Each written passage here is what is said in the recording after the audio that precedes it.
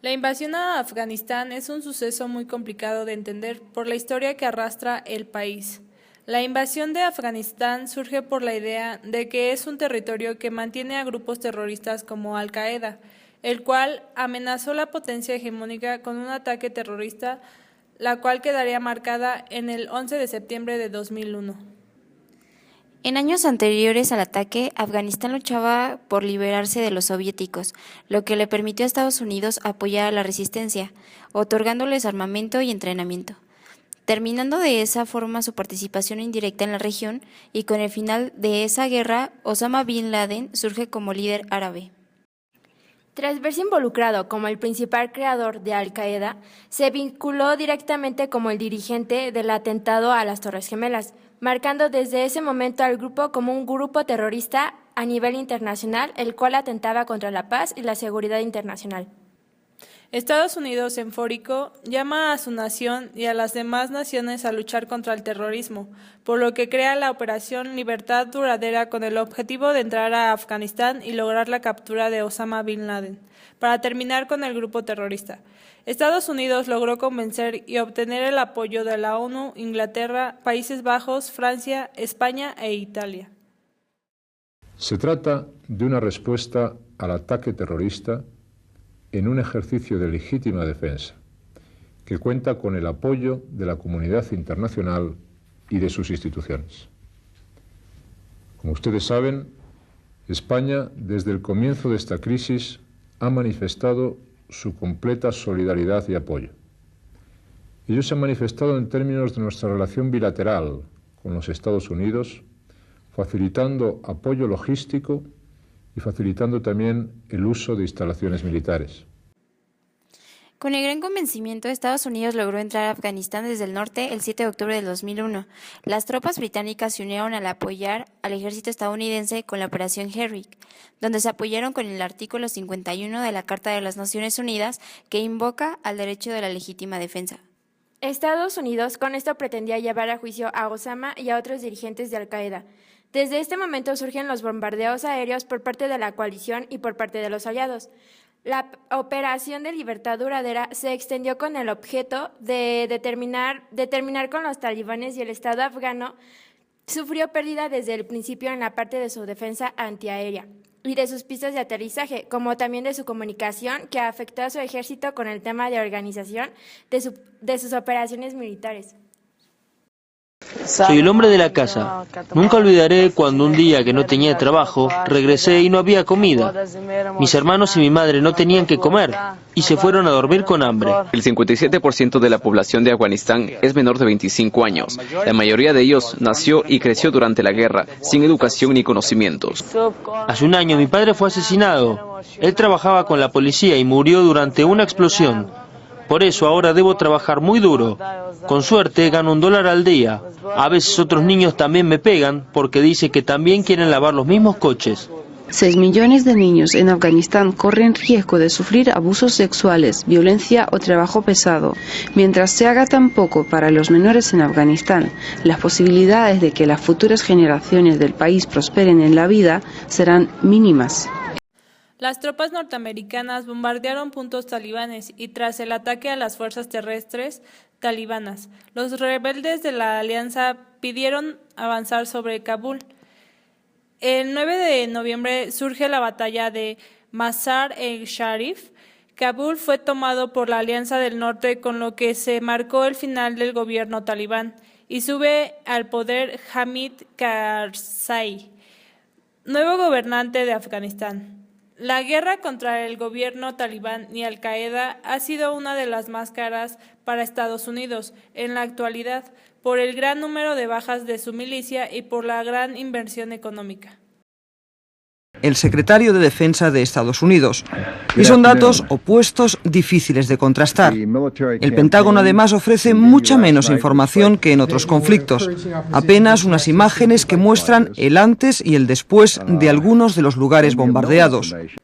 Durante todo este conflicto bélico se desarrollaron varias operaciones para mantener la presencia de Estados Unidos en la región, como la del 2010, la Operación Mushtaq, Unos 15.000 efectivos de las fuerzas internacionales con apoyo de fuerzas afganas comenzaron una operación dirigida a desalojar a los talibanes Marja.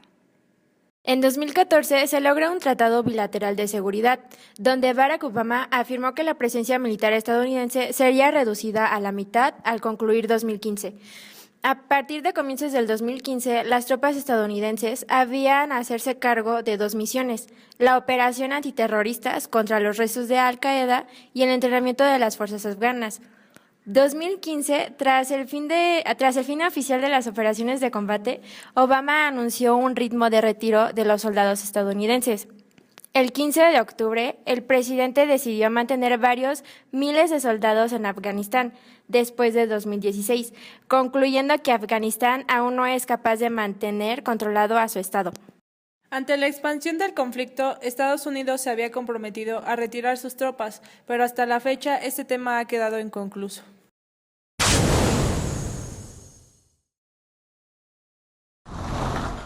París seguirá los pasos de Estados Unidos y retirará progresivamente sus tropas de Afganistán. El presidente francés, Nicolas Sarkozy, ha explicado que el repliegue se hará de manera proporcional y con un calendario comparable al anunciado por su homólogo Barack Obama. La decisión de Washington también ha sido aplaudida por el Reino Unido. El primer ministro David Cameron ha asegurado que se revisará constantemente el número de fuerzas británicas y ha recordado que está previsto que dentro de 4 años no quede ninguna de sus tropas de combate en Afganistán. Su ministro de Asuntos Exteriores, William Hague, ha recalcado que seguirán manteniendo una relación de amistad con el país centroasiático una vez que hayan retirado sus efectivos en 2015. Según ha explicado, Afganistán podrá seguir contando con su experiencia, cooperación económica y ayuda al desarrollo. Alemania ha valorado el hecho de que se empiece a concretar la retirada. El ministro de Exteriores, Guido Westerwelle, ha asegurado que su objetivo es que haya una primera reducción de efectivos a finales de año, pero no ha adelantado ninguna cifra.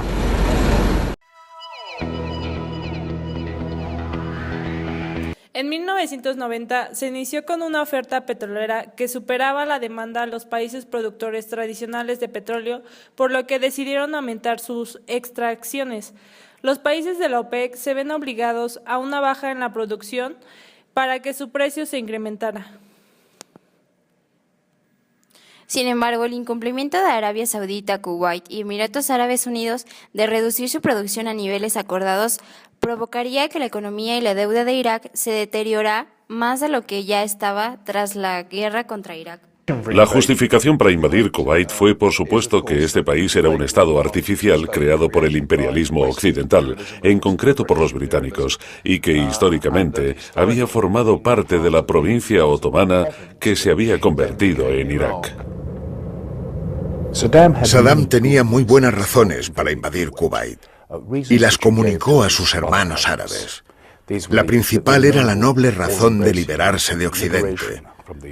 Lo que Saddam no dijo, pero sí lo proclamaron ampliamente el Wall Street Journal y el Financial Times, fue que Irak tenía una deuda de 80.000 millones de dólares tras su guerra con Irán.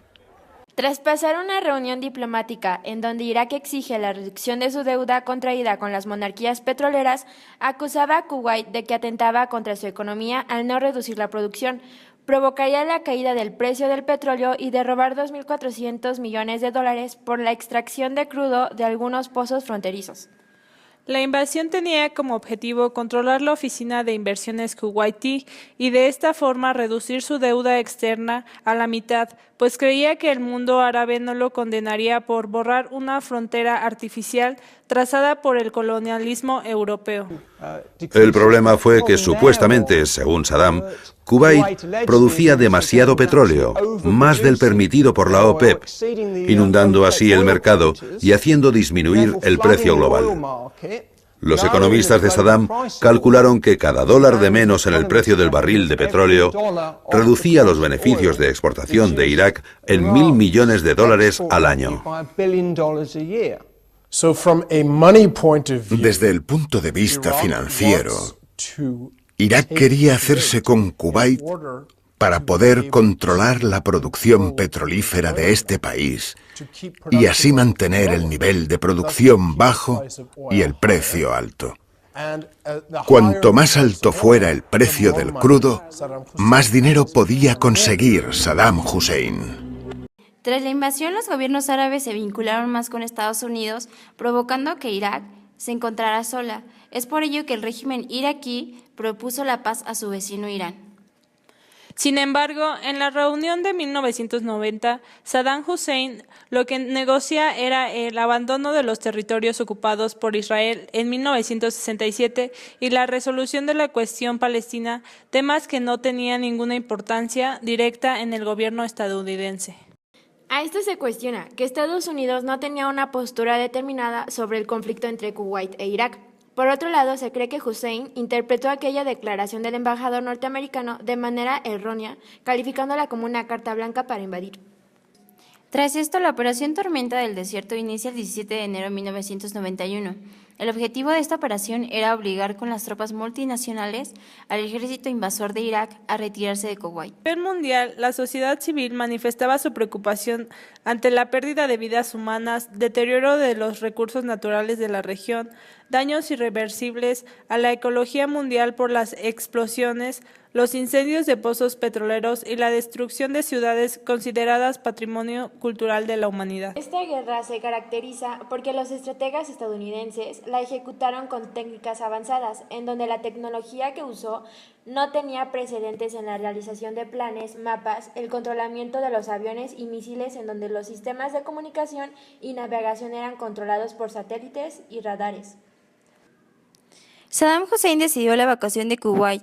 Las fuerzas iraquíes salieron del Emirato y el 27 de febrero se ordenó el cese de fuego temporal, y así la ONU recibiría una carta de Tarek Aziz, ministro de Relaciones Exteriores de Irak, donde aceptaba, sin condiciones, todas las resoluciones del Consejo de Seguridad sobre la guerra del Golfo Pérsico.